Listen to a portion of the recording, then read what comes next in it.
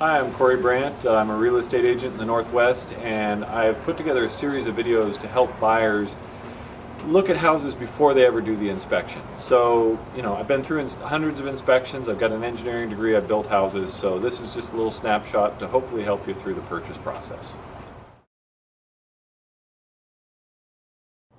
One of the key features of a house, the place where it all starts, is your foundation. And there's a couple different ways they can do foundations. Now, back when houses were originally built in the Northwest, they were all built like decks. It was basically just a wooden post on a block, sometimes on a rock, sometimes just down in the dirt, and they built the house on top of that. They eventually got to pouring concrete. Some of the older houses were poured without rebar, which is good for earthquakes. It prevents cracking, that type of thing, keeps everything stabilized. And your newer houses are concrete with a crawl space, or slab on grade, which is what this house is. Basically, they just pour it flat, and that concrete makes the base for your floor. You put your carpet or your flooring over the top of that. So the last house we looked at was slab on grade. This house is an elevated concrete foundation. So you have a perimeter around the home, which is concrete. Then towards the center of the house, you have posts that hold the center of the house up, and those are on concrete pads.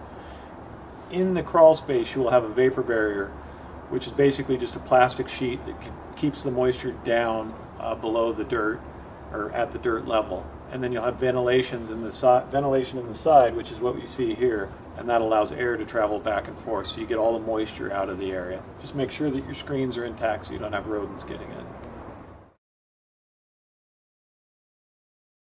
So I grabbed a broomstick to show you a couple things to do with drainage. So one of the first things, which isn't necessary in every house, but if you have a sloped driveway that goes towards the house, it's nice to have a drain system like this one that'll allow the water to flow away from the house.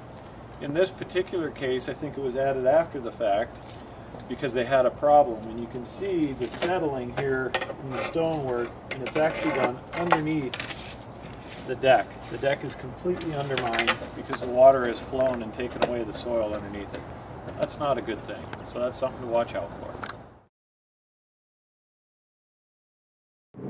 So one of the first things you see when you drive up to a house is the driveway, right? So this particular driveway is a concrete driveway, and you'll see there's some expansion joints that are set with wood in between. Now the wood tends to rot out a little quicker. The expansion joints are so that your concrete doesn't crack, because you will get some settling, it'll get some movement. The sun will hit it, it'll expand, it'll get cold, it'll shrink. So the wood gives it a little bit of room to flex. Now there's a trick with all driveways, concrete driveways especially, to see if there's been settling. And that's to look at the joint between your actual garage floor and your concrete. And if your driveway is a little bit lower, it shows that they didn't compact the dirt well enough, or drainage is an issue, and so you'll see a transition. You'll have a bit of a bump as you pull into your garage.